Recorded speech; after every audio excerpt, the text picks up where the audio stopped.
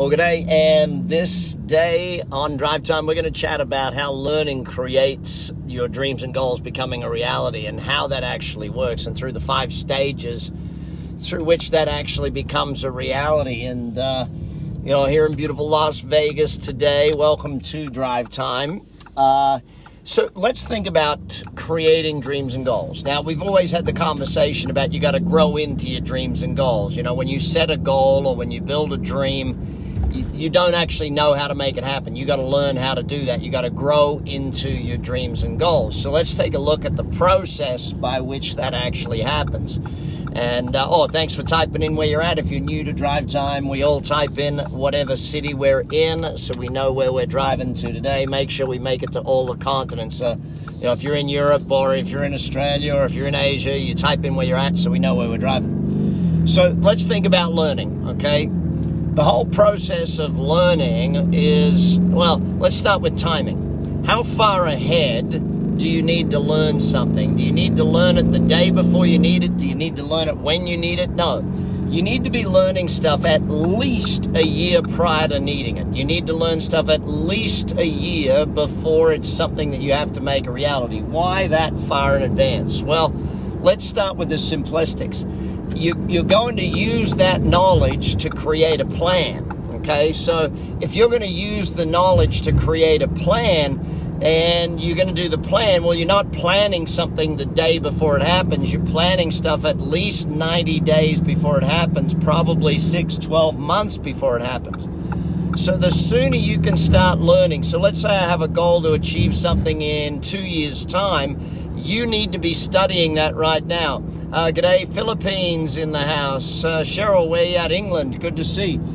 Keep typing it in, gang. So if we're going to do our timing of learning, and let's say you have a goal for, 5 years from now, it's not a bad idea to start studying those things now. If you want financial freedom, you got to study it today if you want it in 10 or 20 years' time type thing. So the timing factor of study is really important. Study well before you need something, okay?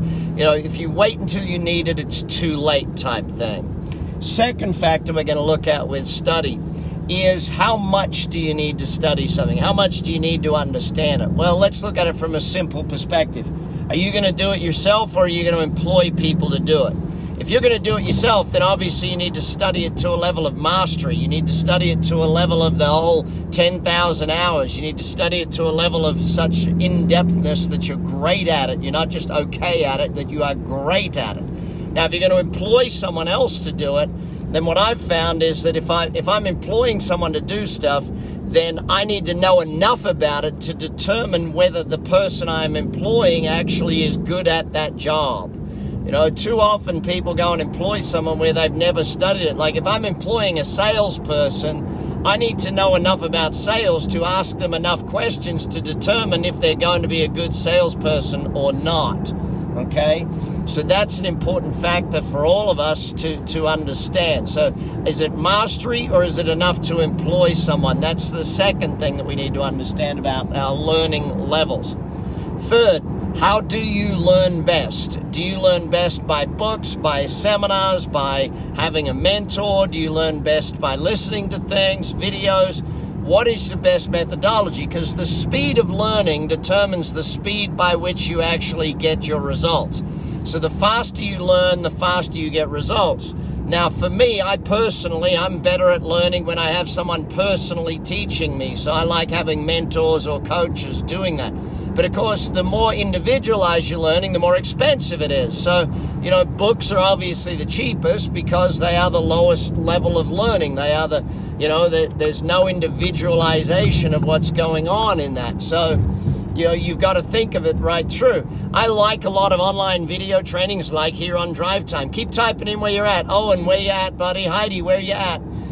So if we keep learning from the methodology that suits us best and our speed and our budget, when I first started learning, I did a lot of books because that's what I could afford. I could afford $20. I couldn't afford, big amounts of money. And then as I got better and I was making more, I'd go to more seminars, more events. We didn't really do a lot of online learning in those days. I did buy a lot of videos, DVD or VCRs when I first started, and then DVDs. So there you go. There's my age. You can tell. And a lot of tape sets, a lot of CDs that got me going in the beginning. Now you do all of that sort of stuff online, like all of my 30X programs. If you haven't researched those, jump on bradsugars.com and take a look at the 30X programs. Now, the fourth thing we need to understand about learning is that there is learning to add skill and there's learning to add mindset, okay? So some learning is about getting better at doing a thing, right? Getting better at doing this of a thing, like sales. It might be, what are sales techniques, that sort of thing. But then on top of that, you need the mindset learning stuff, okay? So the mindset learning is really about believing in yourself for sales, believing in the ability to achieve stuff and looking at it from that perspective. So you want to have a balance of the two. You want to have some of your learning needs to be skill set and some of it needs to be about getting your brain in the right place, getting your thought process right, getting all of those sorts of things there. Oh, hey, Layla, good to have you joining us today. So keep that one in mind. Make sure that you're doing a balance of those two learning aspects. And finally, the fifth thing we have to do about learning is understanding this. Learning is uncomfortable, okay? Learning is about growth. Learning is about getting somewhere new. So it's not going to be stuff that happens perfectly the first time. Like if I go and take a golf lesson, usually that next round of golf I play worse because I'm adapting to that new thing. It's expanding your comfort zone. It's changing. So the best way to cement that learning in is to have a coach or to have someone with you, have a team, have a mentorship group or something like that. So you cement that learning, you apply it, and therefore you get results. Listen, keep learning. If the more you learn, the more you earn. It's no complex. The more you learn, the better you become at something. If you want to be the best parent, then read more books on parenting. You want to be the best exercise person, or you want to be the best at something, you got to keep studying it, keep learning. And even if every book only gives you one idea, that's one more idea than you had the day before. All right, type in where you're at, type in your biggest learning. What is your biggest lesson out of today? I want to know your biggest lesson, because if you type it in, it starts to become a reality. Anyway, take care. See you on Drive Time again soon. Bye for now. Keep studying, keep growing. The more you grow, the more your dreams and goals become a reality. Bye for now.